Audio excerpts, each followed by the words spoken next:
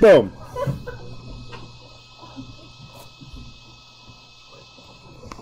Hello and welcome back to hell.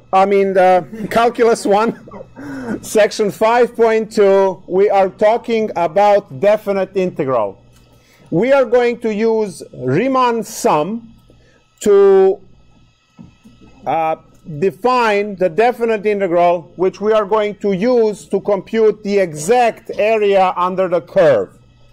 In a previous lecture, we talked about approximating areas under curves. And now we are going to develop the method that will be calculating the exact area under the curve. So let's first set up the framework for the whole thing. So we have some kind of the function, f of x, and I'm going to partition this. It doesn't matter how many partitions I use the first time. And then we use the rectangles, and we see that it's approximation. And then we decide to use more rectangles, and then it's better. And then we decide to use more rectangles, and it gets better from there. Every time I use more rectangles, I introduce a lot more calculations.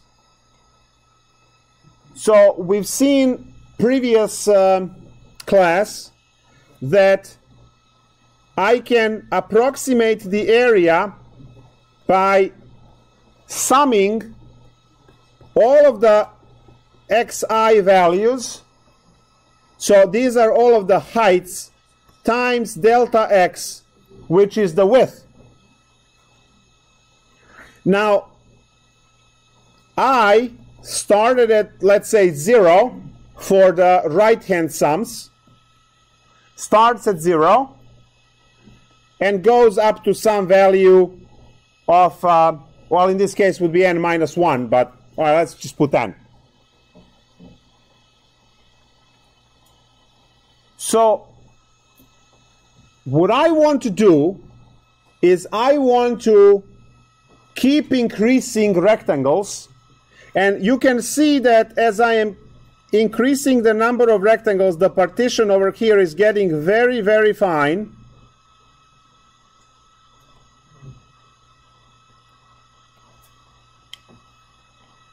And the goal is to use infinitely many rectangles to actually cover each point under f of x curve, which will produce the exact area. Now, the concept that I need is a very simple concept, and that is I need the limit, and I'm going to send this n to infinity. Now, this limit is going to do two things for us. The first thing it's going to do is when you send n to infinity, you are sending the number of rectangles to infinity, but it's also at the same time is making this delta x to be infinitely small. Now that's the concept that bothers a lot of people. What does it mean to be infinitely small? You kind of think about the infinity and you know that there's something that grows without a bound. It always evolves. It's not stationary. If you tell me huge number, I just add 1 to it and I have bigger. So that's not infinity. That's all finite stuff, right? What does it mean to be infinitely small? Well, please recall the formula for delta x. It's b minus a divided by n.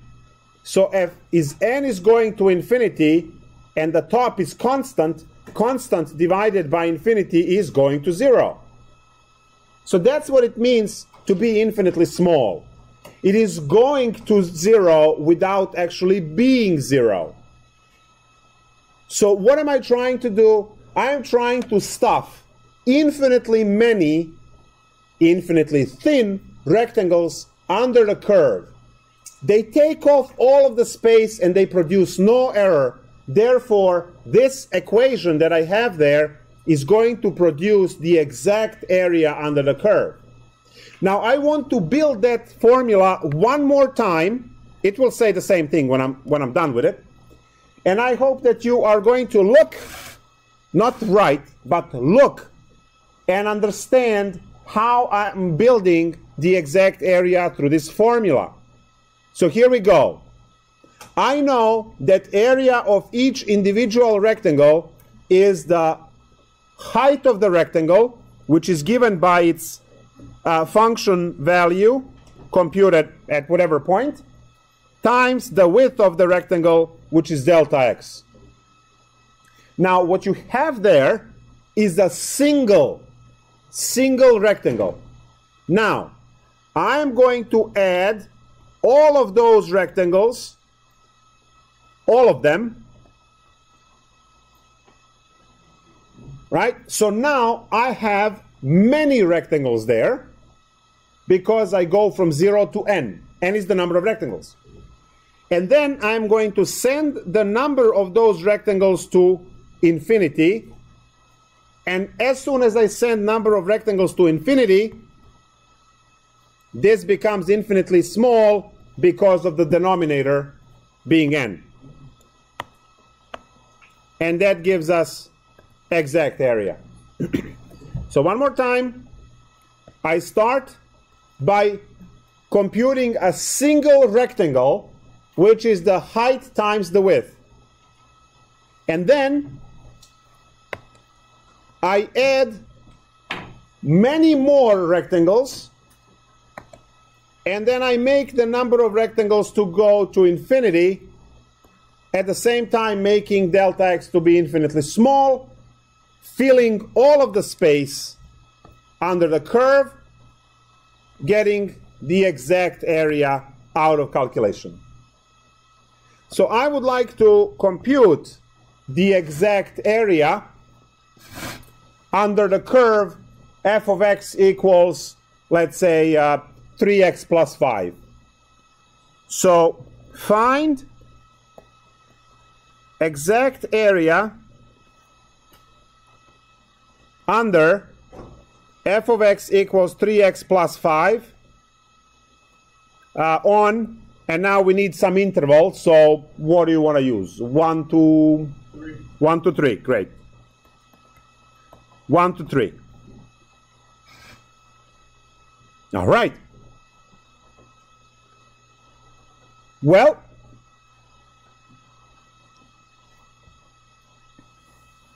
let's make partitions.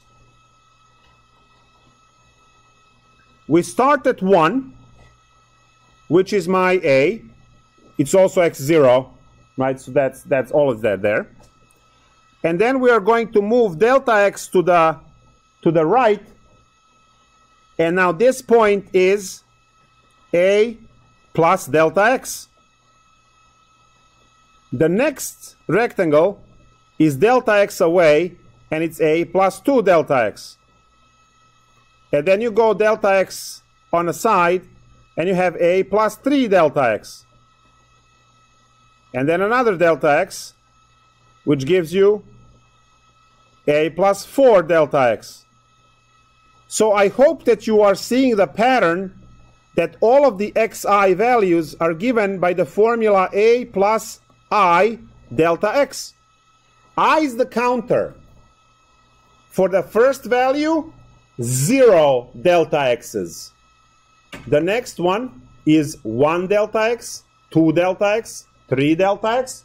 So you can see the counter 0, 1, 2, 3, 4, 5 developing, creating the formula that we can reuse in every problem. That xi's are given by the starting value A plus I delta x. All of them. Perfect. So now that I know that xi is given as this formula, I can go and I can compute. So I can now compute that my xi is 1 plus I delta x. Well, hold on. What's my delta x? Well, we know that the delta x formula is b minus a over n. In this case, 3 minus 1 over n equals to 2 over n. Right? So, the final xi calculation is 1 plus I 2 over n. This is the piece of information that we have to keep. We are going to use this. So let's box it. Green, let's say. I'm actually going to write over here, this is a formula. Also, this over here is a formula.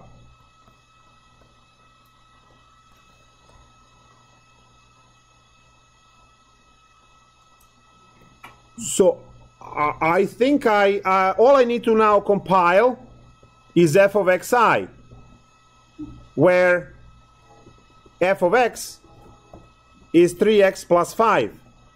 So I need to plug in xi for this x.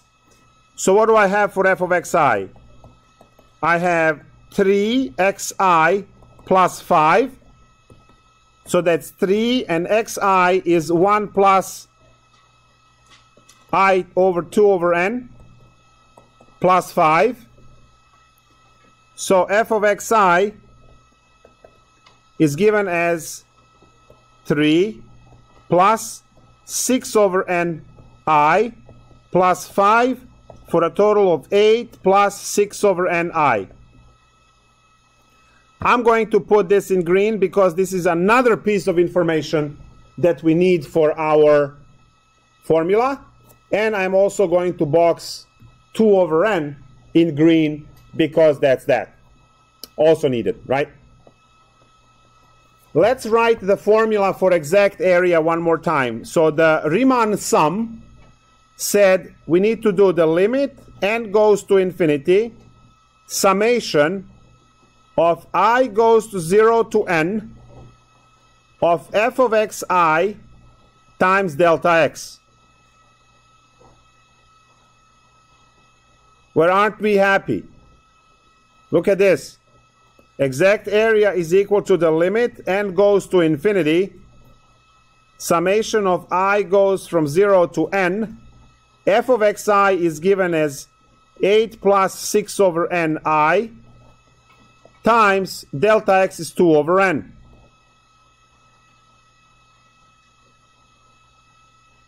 Yay!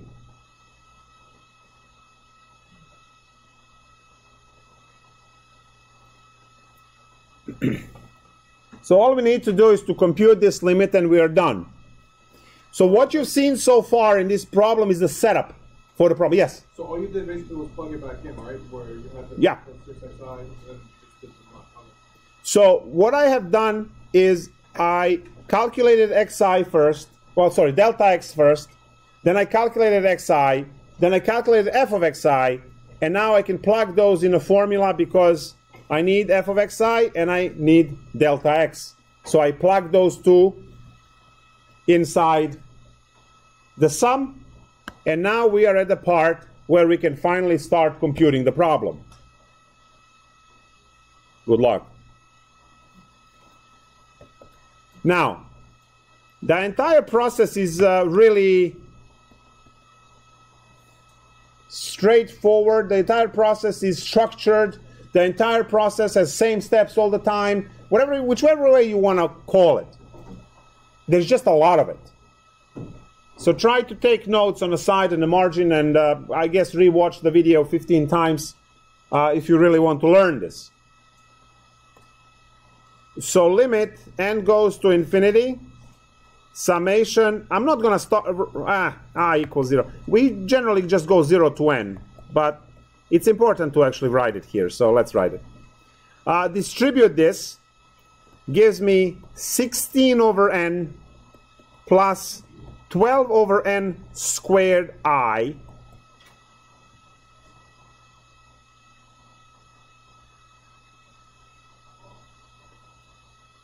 Now, you have some within sum. That could be a minus there as well, doesn't matter. Properties of sum tells me that I can separate these two and give them each their own sum. It's a property of linearity. So limit n goes to infinity, and now I have sum for the first fraction, 16 over n, plus sum for the second fraction. Sometimes you have multiple fractions, right?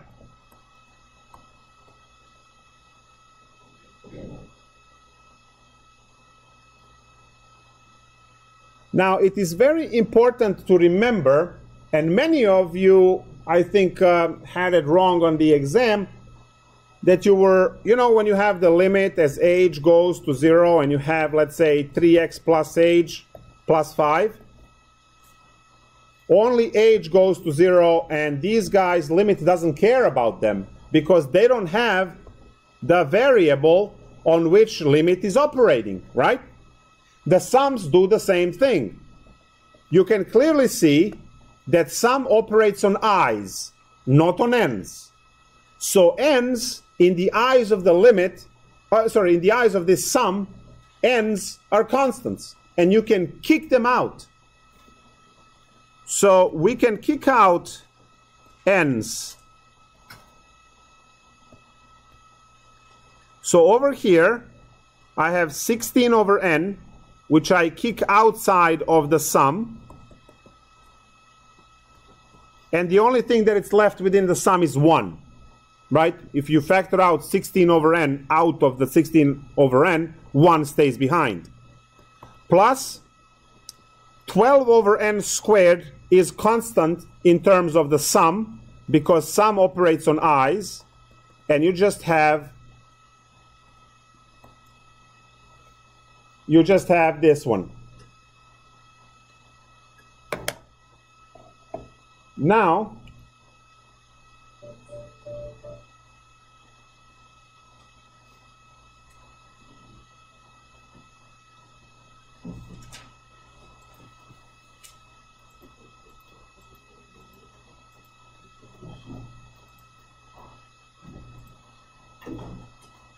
Now,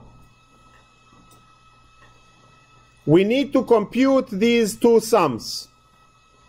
To compute these two sums, we actually have 4 formulas in a textbook which tell you how to compute these sums. The first formula tells you that the summation of a constant is just that constant times n. So this sum over here is going to produce 1 times n, which is just n, plus 12 over n squared. The second sum is going to produce n plus 1 over 2.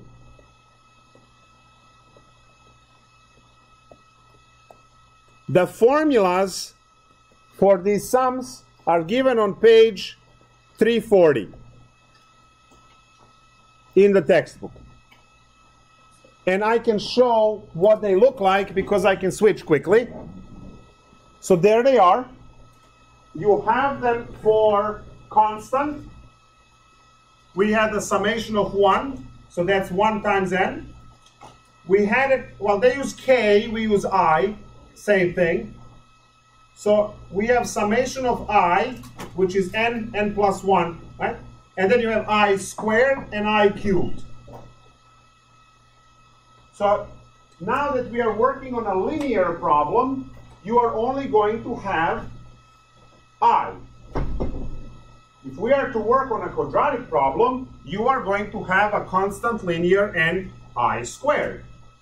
And if you work on a cubic problem, if I ask for the area under, let's say, x cubed minus 7x plus 3, then you will have all of them.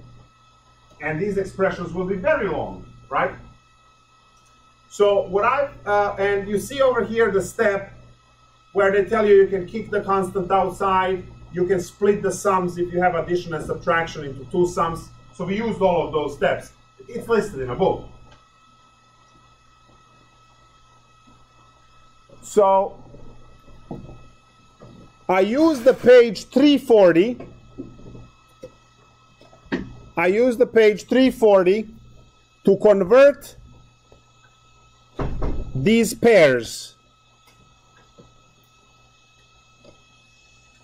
So formulas from page 340 did that for us. And now, as you can see, the bottom one does not have sums anymore. So now, limit n goes to infinity. N and n will cancel, giving me 16. Plus, over here, I have 12 times n squared plus n. Sorry, not 12, 6, because these guys cancel.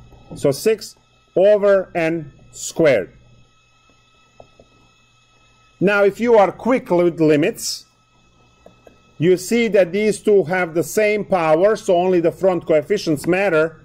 So the entire thing is 16 plus 6, which is 22. So what is the area under the curve?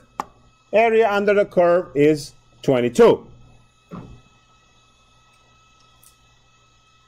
Now, can we verify this in any way?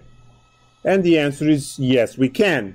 Because you have a linear line which creates a triangle that is cut off with two horizontal lines, which makes trapezoid. And we know the formula for trapezoid.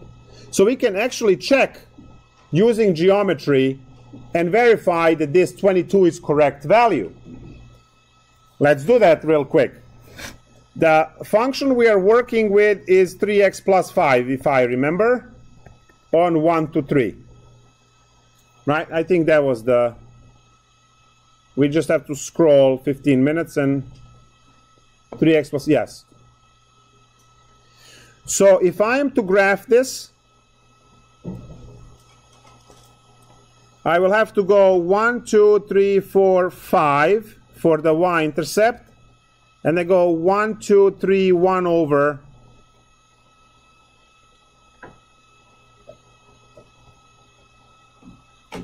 So this is my function. And this is going to be terrible because I need between 1 and 3. So 1 is over here. And 3 is over here. So this is going to intersect somewhere very high up. Let me try to move this.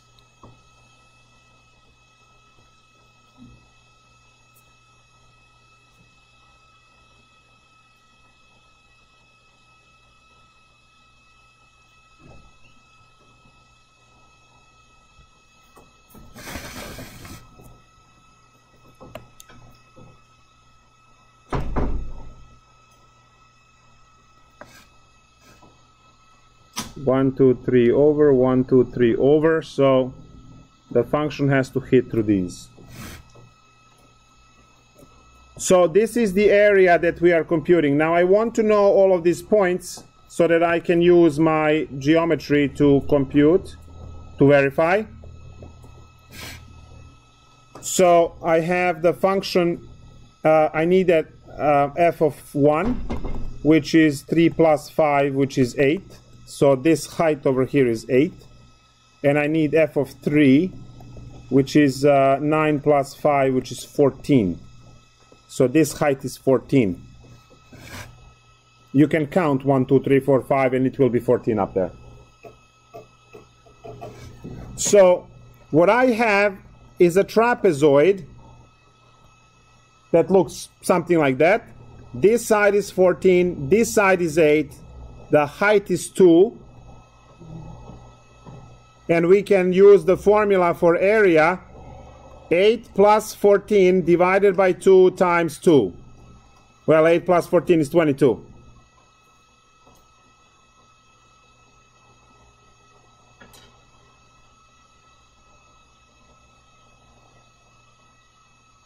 Now everyone in this classroom is going to agree that what I did here with the trapezoid area is somewhat easier than what we did here, right? Right? But see, the trapezoid thing works only when this is a linear function. The next example is a quadratic function. Quadratic function has a curve, and trapezoid can just cry in that case. So let's do the quadratic example. We will not be able to verify quadratic example with the geometry, but we'll do something else. So give me a quadratic function that we can so find exact area. What's the quadratic example? Under f of x equals what? What's the quadratic function? Anyone?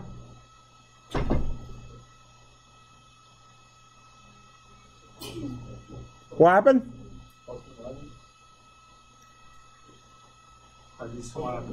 Yeah, any quadratic. 4x squared. 4x squared plus x minus 5. All right, done deal. What interval? On interval? What's the interval? 0 and? Someone said 0? 0 and 2. Great. We have same steps. We are going to utilize the delta x formula, b minus a over n, to compute 2 over n for our delta x. I used to box these green, right? The next is to calculate xi, and xi formula was a plus I delta x.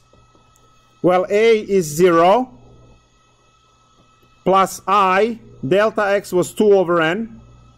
So the whole thing is 2 over n I. And that's I'm going to use the green one because that gets plugged into f of xi now. So you see how it progresses? You get delta x, then you use delta x to get xi, then you use xi to get f of xi. And once you have those three, you can compile the problem. And then you go solving steps to solve the problem. So what is f of xi now? Well, it's going to be 4xi squared plus xi minus 5. Now this is going to be long because we have 4xi is 2 over n I squared plus 2 over n I minus 5. Oh, because we're starting at 0, we don't have to nice. Actually, this one is short. Okay, so 2 squared is 4. 4 times 4 is 16. So we have 16 over n I squared plus 2 over n I minus 5. Box that green.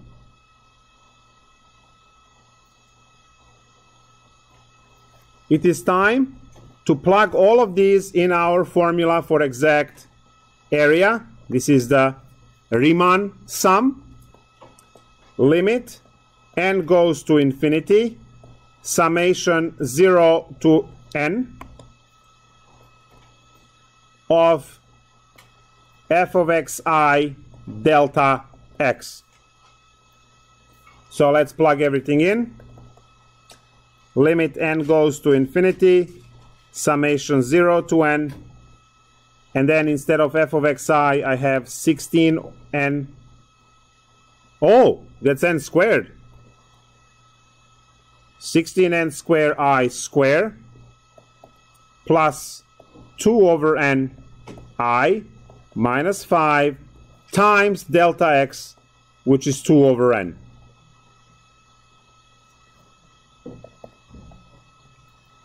limit n goes to infinity, summation 0 to n, distribute to get 32 over n cubed I squared plus 4 over n squared I minus 10 over n.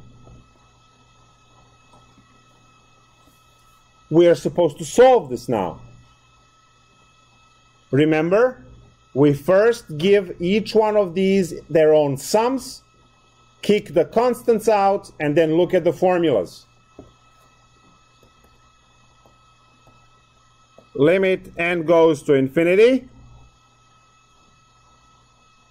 And now we have summation 0 to n of 32 over n cubed I squared plus another sum 0 to n of 4 over n squared I, and then minus another sum of 10 over n.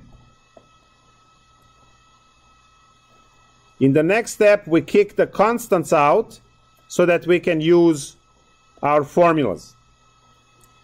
Since its I goes to 0, we can kick 32 over n cubed out and just have summation 0 to n of I squared.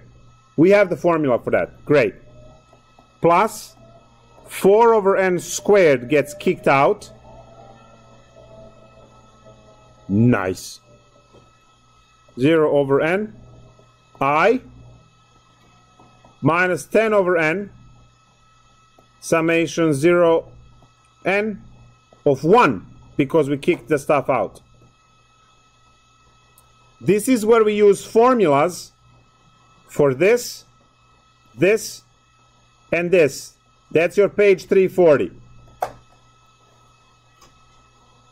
Let's go. Limit n goes to infinity.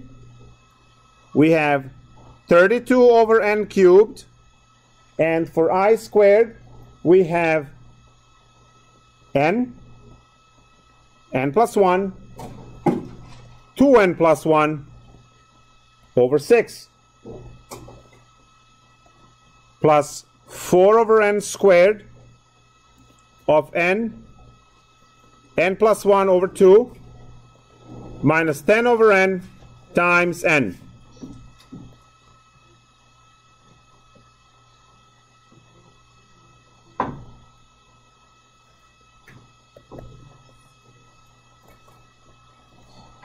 Limit n goes to infinity. We clean the algebra now. 32 and 6 can be cancelled by 2. So you have 18 over 3. So this is 18 of n plus 1, 2n plus 1, divided by 3n cubed, plus 4 and 2 cancel, and one of the n's, you can cancel that too. So you have 2n plus 1 divided by n, minus 10. And now we can take the limit finally. No, we're taking the limit, so I don't need this anymore. So we're taking the limit now. Okay, you have to be a little bit careful. You have n, and 2n. That's 2n cubed times 18. Why did I put 18? It's not 18, it's 16, right? Canceling by 2. Yeah, cancel by 2, so it's 16. Half of 32 is 16. But now I need to double it because of the 2 in here. So n times 2n is 3n cubed, times 16 is 30. So you have 32n cubed divided by n cubed, 3n cubed. So you see that the limit of the first one is 32 over 3. Because you just look at the highest exponents, the rest goes to 0. Again, n and n, so that's going to be plus 2 minus 10.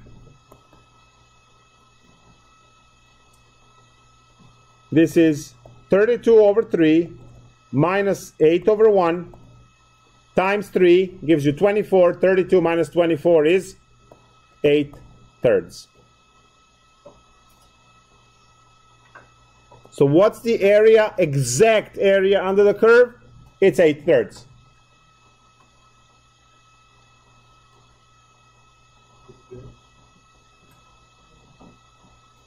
Are you ready for the punchline of the class?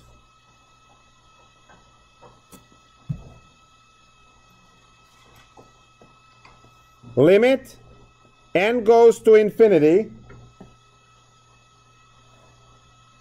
Limit n goes to infinity of the summation of I goes 0 to n of f of xi delta x is the limit definition for integral from a to b of f of x dx.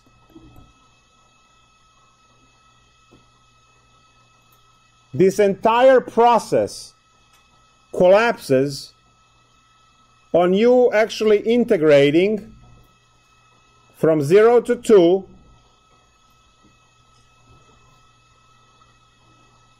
4x squared plus x minus 5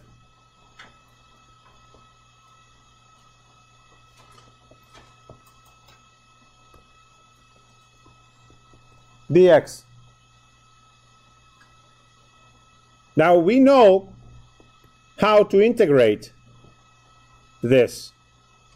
Copy the constant and you have x cubed over 3 minus the integral of x is x squared over 2 plus 5x, and the new piece is you put this vertical line and you put 0 and 2, you say compute between these values.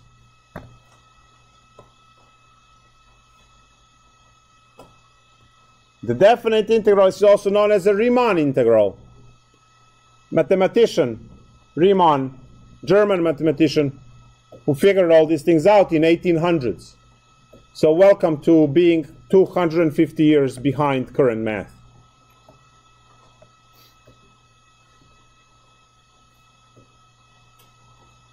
So now, the way to compute definite integrals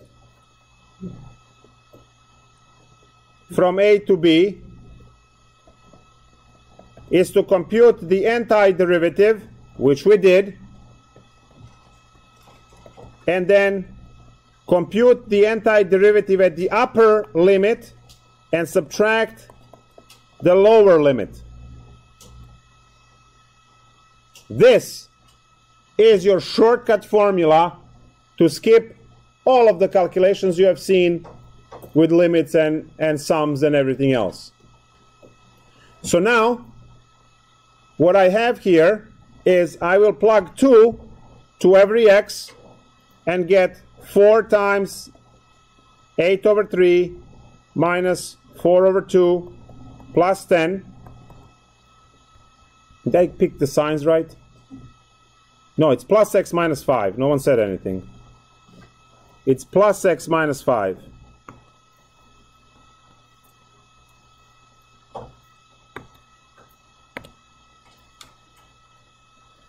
And then we subtract the 0, but when I plug in 0 into each one, it's going to be 0. So now 8 times 4 is 32 over 3 plus 2 minus 10 to give me 8/3. So now we can do it like the doctor's exam. What's better? This or this? A or B? B is better, right?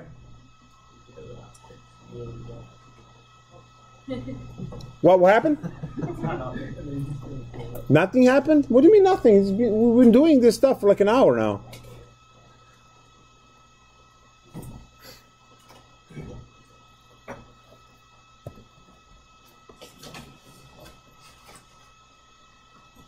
See you next week. Yeah.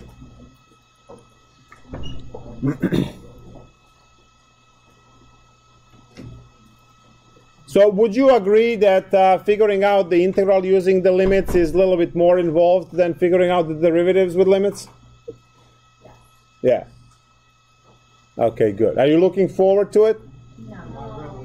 Yeah, you don't have to. I have no. 2 more weeks. What do you mean? 2 more weeks. I thought Calculus 2 is... No way. No way. No way. way to shoot up high. Oh, it's definitely high. It's like, all right, I beat the math from 400 years ago. Now, that's good. That's done now. Right? Okay. Well, that's that. So now we see with this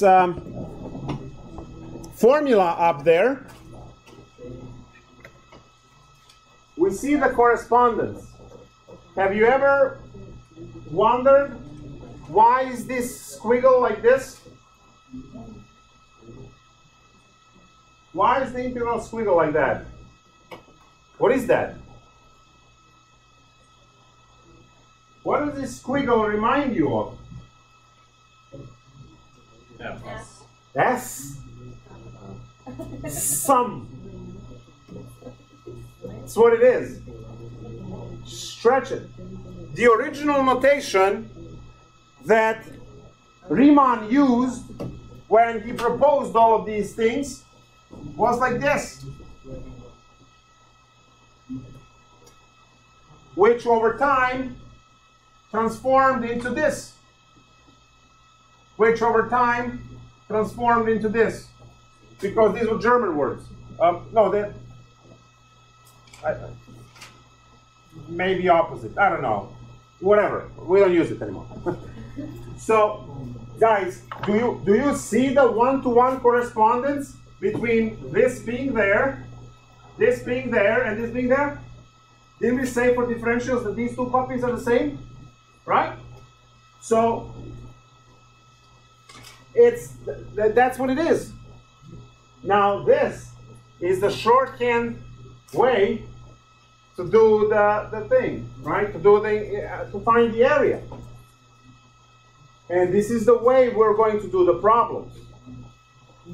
Unless you request the limit procedure, then obviously you do that.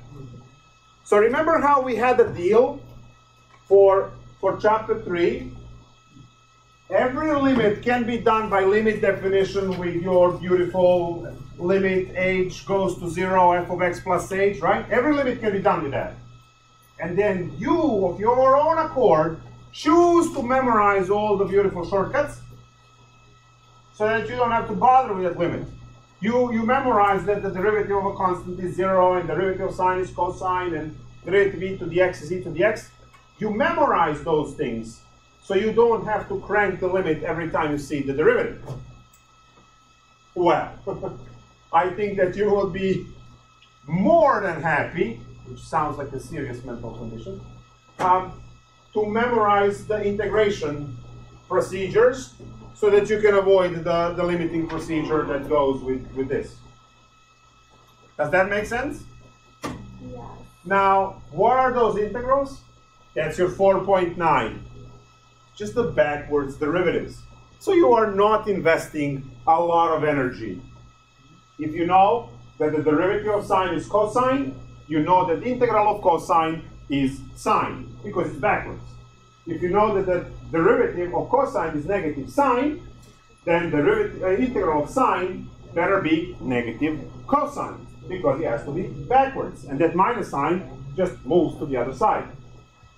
So, apart from the polynomial, which has a different formula, instead of n x to the n minus 1, you have x to the n plus 1 over n plus 1. Apart from that formula, everything else is identical. You're just reading it in the opposite way. So integration shouldn't be an issue. Operating word shouldn't, because integrals are very nasty creatures. You can differentiate anything. If you know your product rule, quotient rule, chain rule, even better, if you know your logarithmic differentiation, you can differentiate anything. You can pick up a 4-year-old somewhere to just slam the keyboard, which gives a random formula, and you will be able to differentiate that using all of the rules, and then obviously implicit differentiation and all of that stuff. So just slam the keyboard, it's going to come up with something, and you can differentiate that. Integrals are very sensitive to that, and there are integrals that cannot be solved, that cannot be integrated back into any function because there is no function which would produce that in a derivative, which is good, right? So we devote next end of this chapter and next 2 chapters to studying basic integration, which is obviously Calc 2. And half of your Calc 2 is studying basic integration, basic techniques. Why do I say basic? Because study of integration continues through PhD level with elliptical integrals and things that are very nasty to solve. Most of the integrals that we use for purposes of engineering and work that's being done, we will use numerical methods, which is actually what we covered at the beginning today with rectangles and things like that. Because computers can quickly add and multiply those things. You pick up 10,000, 100,000 rectangles, you get a pretty good approximation of the real thing. So we don't really bother with solving integrals by hand ever. Also, we have tools like Mathematica and so on that will solve all of these guys for us.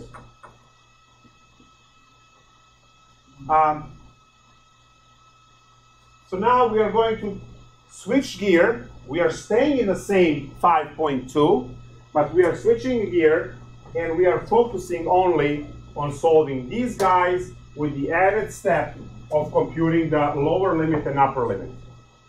But before we get there, I need to make sure that you understand what is this all for? Why do we have it? What does it give us? So here we go.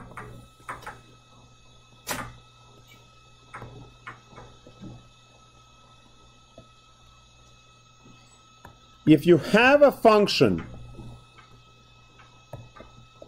f of x that it's completely above x-axis, important statement, completely above x-axis, completely above x-axis, the area is equal to integral a to b f of x dx.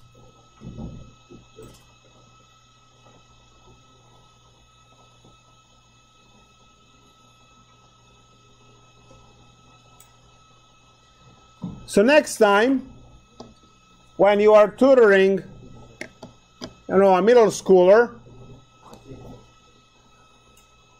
and it's time for the little critter to learn about the equation to calculate the area of the rectangle, and the rectangle was 6 by 2, and you say, oh, it's just a times b, which is 6 times 2, which is 12. And the little critter goes, why? Like a trumpet. This is where you shine, all right? Let me show you why. You immediately draw the xy coordinate plane, and you set your rectangle going from 0 to 6 and 0 to 2. You quickly explain that this function over here is y equals 2 because it goes through 2 on the y-axis, and that your limits of integration a and b are 0 and 6 because they bound the region to the left and to the right. You will remind the middle schooler that the formula to compute any area, regardless of what kind of function you have, is integral of that function dx from a to b. Your function is 2. Integral is from 0 to 6 dx. There will be some work to understand that the integral of 2 is 2x, computed from 0 to 6.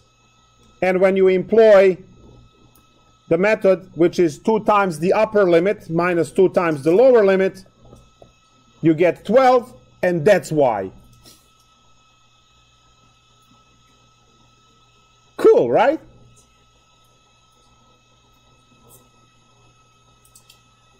Or you can just do this.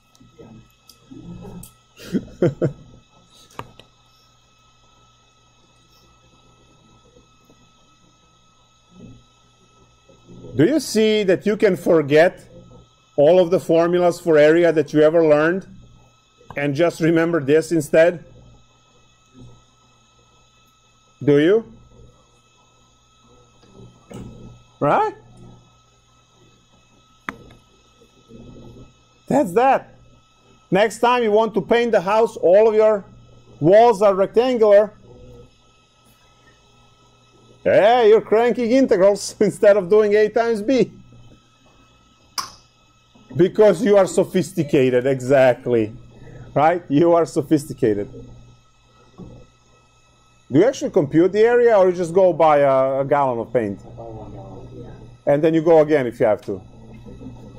I actually sit and I calculate everything because I just don't want to go. It's fresher. It's fresher? The problem is not the money. The problem is not, you know, it's just I don't want to go. I don't like going to stores. So, yes, I'm the one who's killing stores from home. Buying online exclusively. Contributing to the...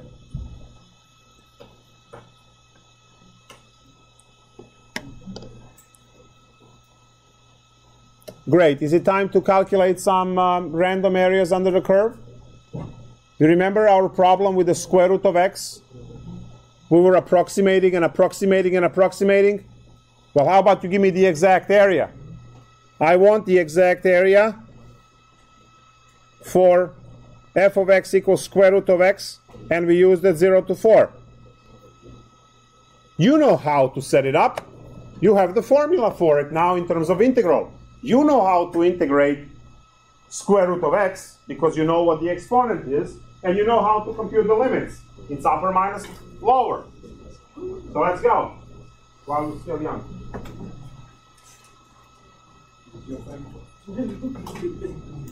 So you know it's on the floor.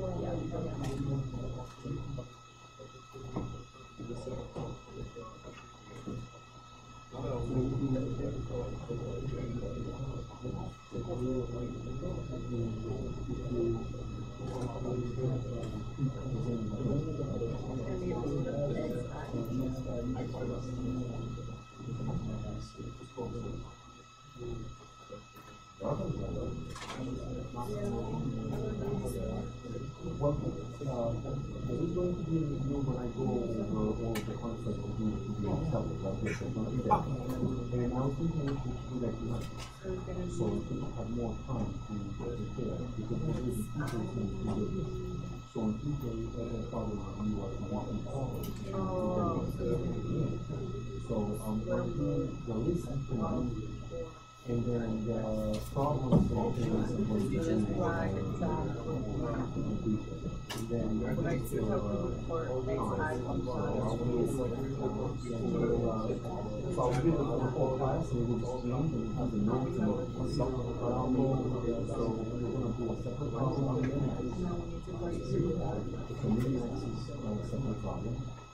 The second problem, of course,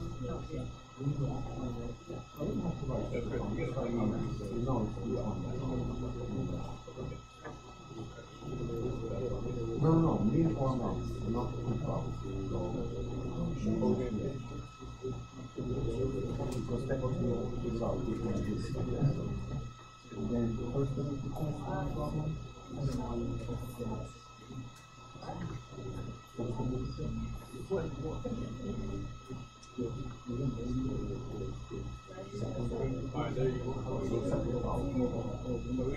Now, the graph of function, I will be very important. Graph function. Yeah, you give an the value of the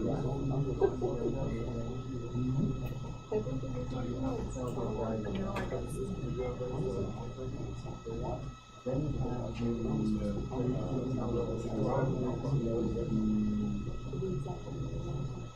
have so the word problem.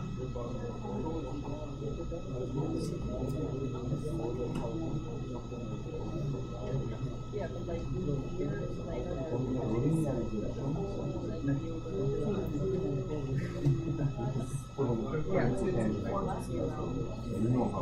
So like these four Differential. And differential could be the word problem. So it is a word problem, or is it going to be complete the value of the word?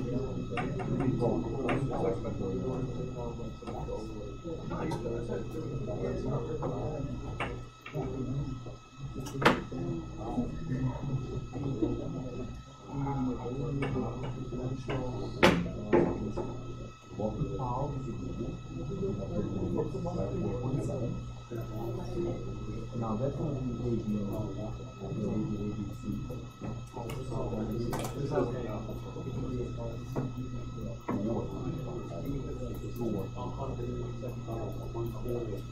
definitely we're going to have one more page, and then one of those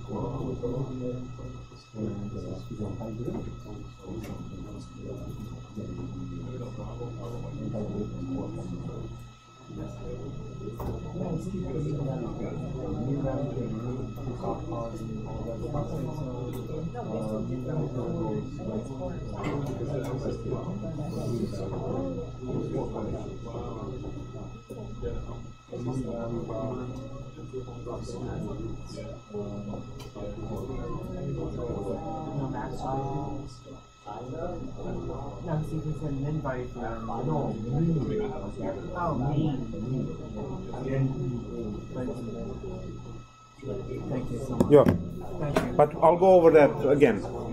All right, let's take a look. Hopefully you are already done. To find the exact area, I am integrating from 0 to 4 square root of x dx. This is equal to integral 0 to 4 x to the 1/2 dx. And now, to integrate x to the 1/2, we add 1, which creates 3/2 divided by 3/2, computed from 0 to 4. Now this becomes 2/3, 4 to the 3/2 minus 0 to the 3/2. You plug upper limit. So what I did is I did a double fraction over here and just put 2/3 in front, and I'm just computing the values. So now this is 2/3. The square root of 4 is 2, and 2 cubed is 8. So this is 8 minus 1, because 0, oh wow, minus 0, sorry. 0 raised to the 3/2 is 0. So the exact value is 16/3. That's the exact value. Right? Which is 15.333 forever. Sorry, not 15, 5. Wow. 5.333 forever. And if we go in a previous lecture, they're going to hover over 5.3333. Not this one. Where? See? We calculated 5.333 forever. Over here we have 577. In the test, you want it in fraction or decimals? Doesn't matter. Fraction is exact. Decimal is approximation because it's a never-ending decimal, right?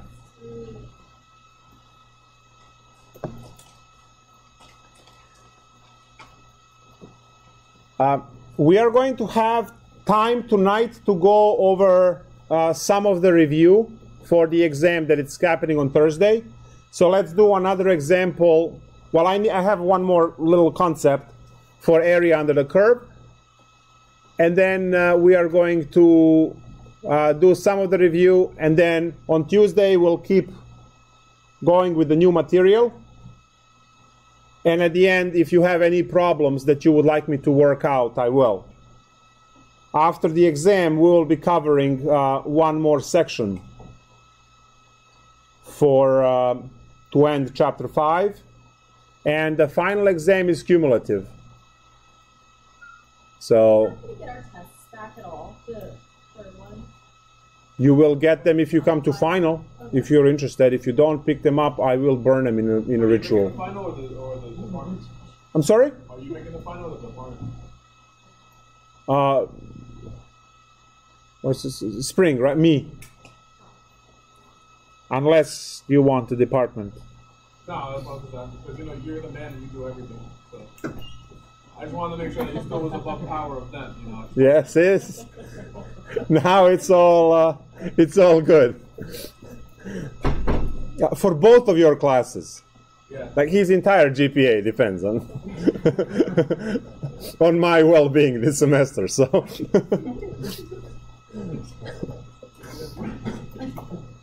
how many classes are you taking? 5. Oh, it's just 2/3. It's okay. All right. The last concept that I need to talk about is this subtlety that you have to be very careful about. And that is that if the function dips below x-axis, it creates negative area. And that takes away from calculations. We are going to talk more about this idea next class, in the next section 5.3, but it has to be introduced in this section because if I'm asking you what is the area, you have to be very careful how you compute those things. We will all agree that area is a surface that you can color, right? And if there is a surface that you can color, then area exists as some positive value. Now, if I ask you to compute the integral from 0 to 2 pi of sine x dx, do you know what's going to happen? You are going to get 0 as the answer. And you know that's wrong. Because when you graph the sine, there are areas that you can color. But the integral is going to give you 0. So the only thing that we need to address now in this lecture is how to fix that problem. So let's just compute this real quick to show that we get 0 in the end. What is the integral for sine x?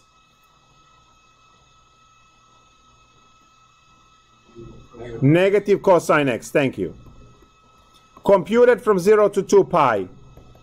We are going to plug in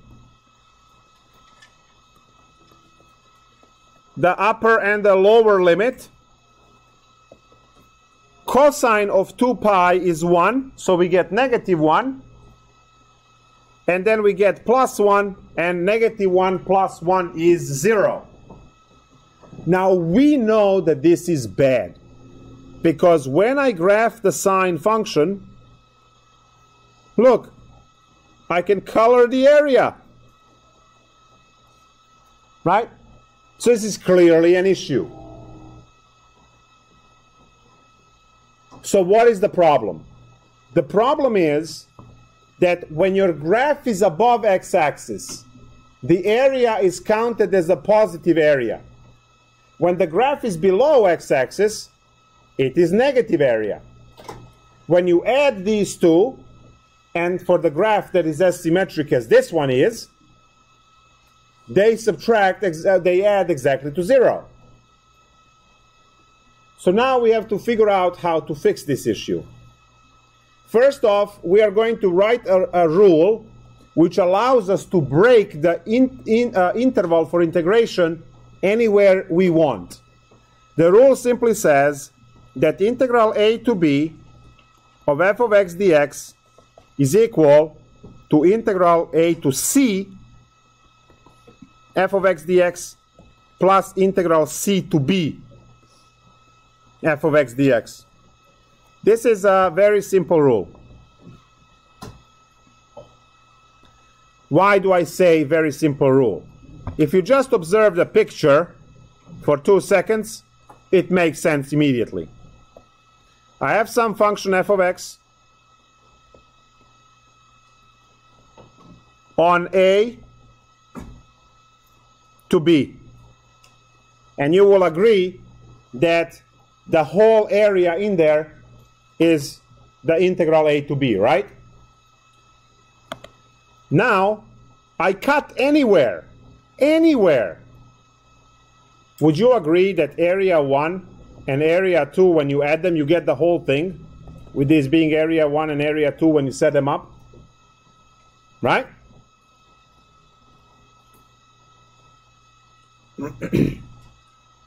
So we are allowed to cut the region, but we have to pick up at the same value.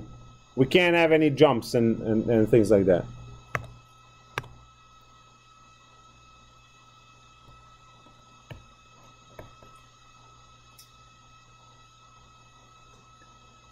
So now, I'm going to draw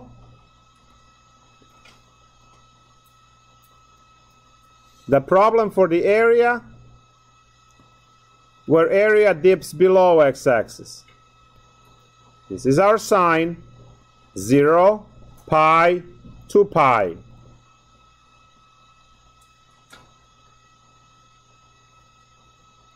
So instead of solving the 0 to 2 pi, which gave us the wrong answer, I'm going to say that the integral 0 to 2 pi for sine x dx is area 1, which is integral 0 to pi of sine x dx plus the absolute value of pi to 2 pi. So the trick is to take anything that dips below x-axis, to put that in a separate integral and put the absolute value on it. So now when you compute these pieces, you will have the exact area under the curve. So we have negative cosine x computed from 0 to pi plus negative cosine x computed from pi to 2 pi. So that's negative cosine x pi minus negative cosine 0 plus negative cosine 2 pi minus negative cosine pi.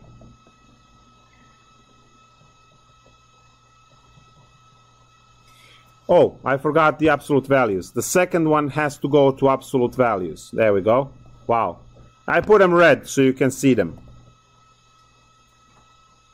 The second integral is in absolute values. Right, so how much is cosine of pi? It's negative 1. So I have negative 1 plus 1 plus absolute value. Cosine of 2 pi is 1, so this is negative 1. And then a negative, and then negative, and then negative 1. So you have the first negative, second negative, and cosine pi is negative 1. So that's like a triple negative right there.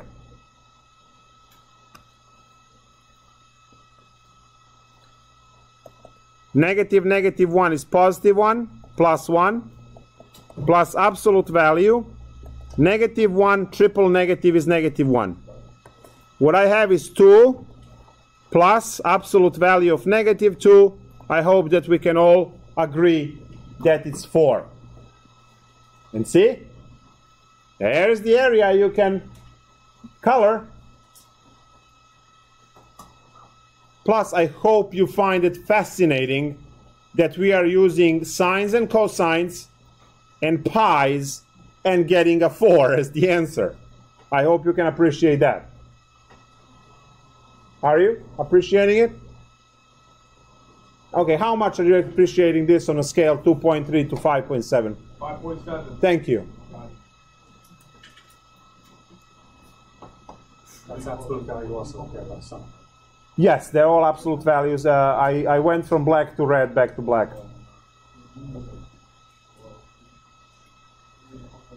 So, I'll write it in red. Any part of the function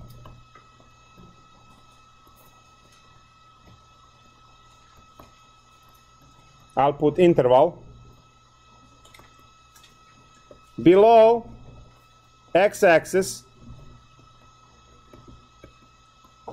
is to be placed in absolute value so that we can compute the area. Now, you know, it's kind of clear and obvious for sine x. You know, what I worry about are the functions that would hide that little bit. So you have a polynomial function which does this. So there's this very small tiny piece over here. So when you have the big area over here minus this small tiny area there, you are still going to have some kind of number as the answer. If you don't detect this, the answer you have is wrong. So that's why we have to worry about these things. If this is A and then B, well, here's your C. And the integral A to C plus the absolute value integral C to B. Now, I hope you also noticed that there is no plus C anywhere. I'll be honest with you, I'm concerned that no one asked me that. I am very concerned that no one asked me, because I made a big deal about plus C when we did 4.9, right? Big deal about it. And I told you, you either put plus C or minus 1, right? So why is there no plus C in this case? Because it will cancel. If you go back to the way to compute, this fx here comes with plus C. But then that's this guy plus C, and this guy plus C with a negative, plus C minus C, they cancel out. So that's why there's no plus C. Because you're computing with a negative, so plus C that you would get here, and the plus C with the distributed negative becomes negative C, plus C minus C is 0. And that's where it goes away. So when you are solving 4.9 integrals, which we call indefinite integrals, you better put plus C at the end. When you are solving definite integrals, there is no plus C, because they cancel within the formula.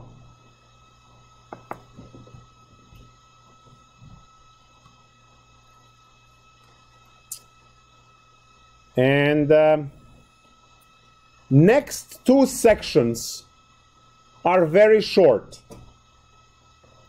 But the 5.5 section is the one that you must know forward, backward. If someone shakes you out of bed at 4:30 in the morning, you should be able to do those problems if you are having hopes of going into Calc 2. So Calculus 2, half of that course is learning manipulations and things so that you can turn your problem, your integration problem, into 5.5 problem. So clearly, if you don't know 5.5, you can learn half of the Calculus 2, but you won't be able to finish off any of the problems because you don't know 5.5. So also, at the end of the course, I'm going to leave you with a list of things that you better know and learn before venturing into Calc 2. Calc 2 is known as the gateway course. Now, I don't know if you know what that means, but at NGIT, pretty much if you pass Calc 2, then you can graduate anything. That's pretty much where things stand.